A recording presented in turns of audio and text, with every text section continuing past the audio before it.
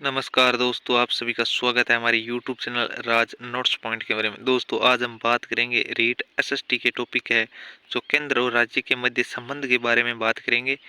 मात्र 10-15 मिनट के अंदर मैं आपका यह टॉपिक है वो कंप्लीट करवा दूंगा। आप बने रहिए हमारे साथ।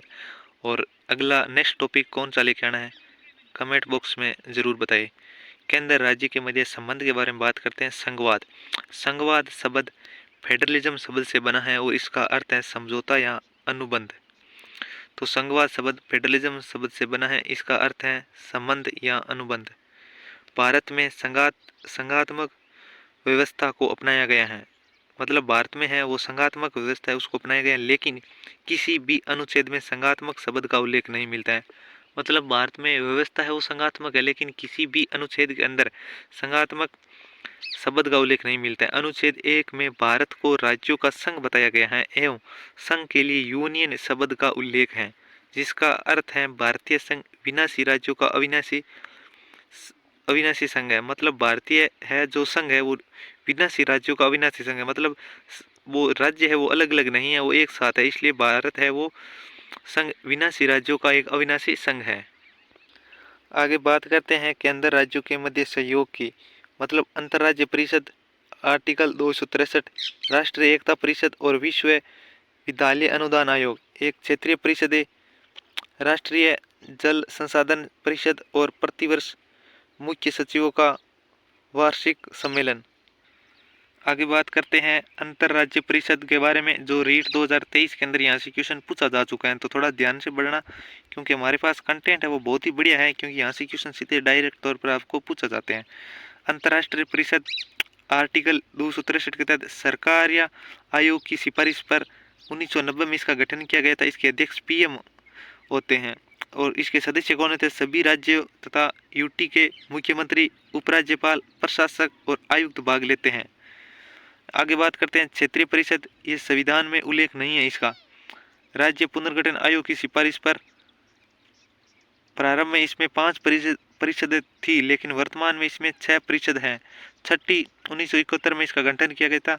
राज्य उत्तरी परिषद में शामिल है। राजस्थान है वो उत्तरी परिषद के अंदर शामिल है। अध्यक्षता केंद्रीय गृह मंत्री करते हैं। क्षेत्रीय परिषद की अध्यक्षता केंद्रीय गृह मंत्री करते हैं, जबकि अंतर्राष्ट्रीय परिषद की अध्यक्षता वो पीएम करते हैं। इसके अंदर सदस्य सीएम, उपराज्यपाल, प्रशासक और आयुक्त इसके अंदर शामिल होते हैं। आगे बात करते हैं केंद्र व राज्यों के मध्य वित्तीय संबंध क्या क्या है, उनके बारे में थोड़ी चर्चा कर लेते हैं।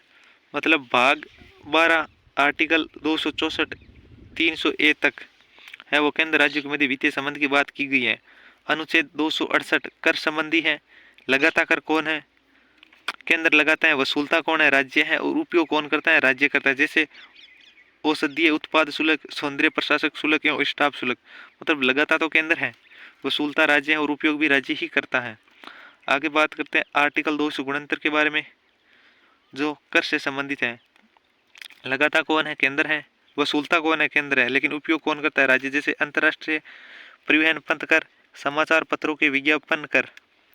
आगे बात करते हैं आर्टिकल 270 के बारे में, जो लगाता केंद्र है, वसूलता केंद्र है, उपयोग केंद्र प्लस राज्य दोनों करते, जैसे जीएसटी, आयकर, निगम कर, सीमा शुल्क कर इत्यादि कर है। आगे बात करते हैं अनुच्छेद 271 के बारे में। जैसे लगाता केंद्र है, वसूलता केंद्र और उपयोगी केंद्र करता है, जैसे उपकर और अधिकर। तो दोस्तों यहाँ से सेकंड ग्रेड के अंदर क्वेश्चन है वो पूछा गया है, पिछली बार अभी ही क्वेश्चन पूछे गए थे। आगे बात करते हैं केंद्र व राज्य के मध्य टकराव के बिंदु कौन कौन से, मतलब इनमें आपसी में टकराव क्यों होता है। मतलब राज्यपाल की नियुक्ति है, इसकी वजह से केंद्र और राज्यों के मध्य टकराव होते हैं। अखिल भारतीय सेवाएं, सशस्त्र बलों की तैनाती, मुख्यमंत्री पर जांच आयोग का गठन, विधि निर्माण में केंद्र को अधिक शक्ति, वित्तीय मामलों में केंद्र में राज्यों की केंद्र पर निर्भरता। आगे बात करते हैं केंद्र व राज्यों को बेहतर बनाने के प्रयास। प्रथम प्रशासनिक सुधार आयोग, जिसका गठन है 1966 और रिपोर्ट 1969 में दी गई थी। तो ये क्वेश्चन है वो रीट 2023 के अंदर यहाँ से क्वेश्चन बन चुका है, तो थोड़ा ध्यान से पढ़ना। प्रथम प्रशासनिक सुधार आयोग 1966 से 1969। प्रथम अध्यक्ष मोरारजी देसाई और दूसरे अध्यक्ष कौन थे? अनुमतैया थे। इसके सदस्य कौन थे? हरिश्चंद्र माथुर, जीएस पाठक, एचबी कामत थे। सदस्य सचिव वी शंकर थे। इसमें मांगे क्या रखी गई थी? इसके अंदर मांग रखी गई थी कि अंतर्राज्यीय परिषदों का गठन किया जाए, सशस्त्र बलों की तैनाती राज्यों के निवेदन पर ही की जाए, राज्यपाल की नियुक्ति एक ऐसे व्यक्ति से की जाए जो गैरदलीय और लंबा प्रशासनिक अनुभव हो, विधि निर्माण में राज्यों को अधिक शक्तियां प्रदान की जाए, वित्तीय मामलों में राज्यों को स्वायत्ता प्रदान की जाए। आगे बात करते हैं राजमन्ना समिति, जो 1969 के अंदर इसका गठन हुआ था। यह तमिलनाडु सरकार के द्वारा इसका गठन किया गया था। इसके अध्यक्ष डॉक्टर पी.वी. राजमन्नार थे। सदस्य डॉक्टर डॉक्टर एल लक्ष्मण स्वामी मुदालियर, पी.एच. चंद्र रेड्डी थे। मांगे इसमें वित्त आयोग को स्थायी निकाय बनाया जाए, योजना आयोग को संवैधानिक निकाय बनाया जाए, अनुच्छेद 356 को समाप्त कर दिया जाए, अखिल भारतीय सेवाओं को समाप्त कर दिया जाए, अवशिष्ट विषयों पर विधि निर्माण की शक्ति राज्यों को प्रदान की जाए। उसके बाद में 3 नंबर समिति बनी थी, वो थी आनंदपुर साहिबा प्रस्ताव, जो 1973 के अंदर आया था। अध्यक्ष संत हरचंद जी सिंह लोगेवाले थे और इसमें मांगे रखी गई थी कि रक्षा विदेश संचार केंद्र को दिया जाए व बाकी राज्यों को प्रदान की जाए।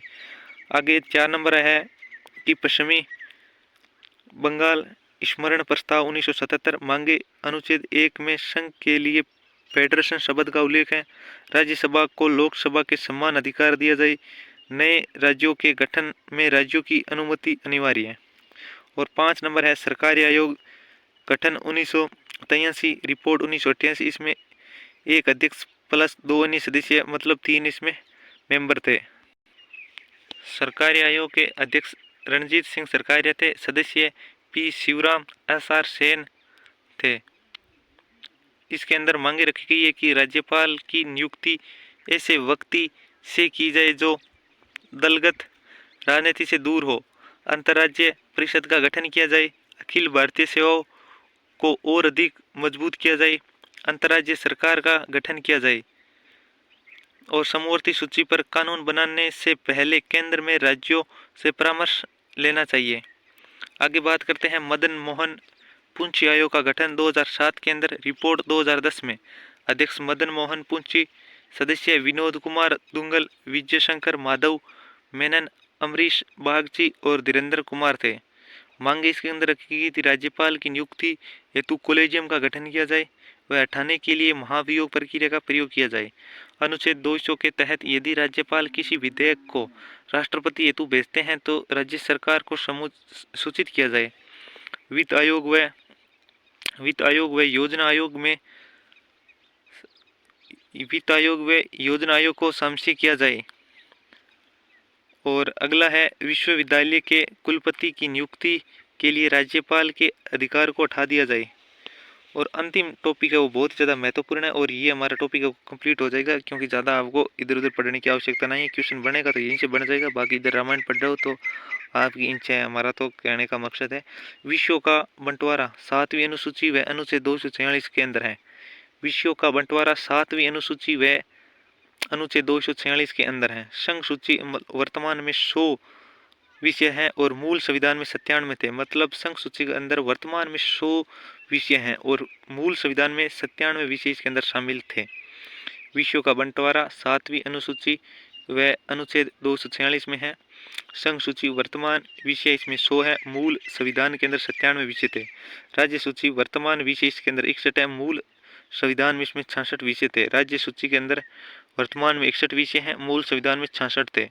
समवर्ती सूची में वर्तमान में तो 52 विषय हैं, लेकिन मूल संविधान में इसके अंदर 47 थे। 42वां संविधान संशोधन 1976 में 5 विषय समवर्ती सूची में जोड़े गए थे। कब? 42वें संविधान 1976 के द्वारा। 1 वन, 1 वन्य जीव व पक्षी संरक्षण, 3 शिक्षा, 4 नंबर बाट व माप और 5 नंबर न्याय प्रशासन। अवशिष्ट विषय वे विषय जिनमें नए कानून बनाए जाते हैं, जिसमें शक्ति केंद्र के पास होती हैं।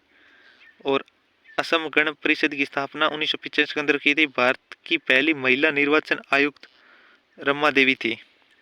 तो दोस्तों, आपको हमारा कंटेंट कैसा लगा कमेंट बॉक्स में अपनी राय जरूर दें, और नेक्स्ट है वो कौन सा टॉपिक लेके आना है वो भी आप ज़रूर बताइए, और एक अच्छा सा आप कमेंट करें ताकि हमें उसी प्रकार अकॉर्डिंग है वो काम करते रहिए कि नेक्स्ट कौन सा लेके आना है। यहाँ 1-2 करंट अफेयर्स की क्लासेस लगाई रीट के लिए, या फिर ये चलने दे, तो आप कमेंट बॉक्स में अपना कमेंट जरूर करें। मिलते हैं नेक्स्ट वीडियो में। धन्यवाद मित्रों।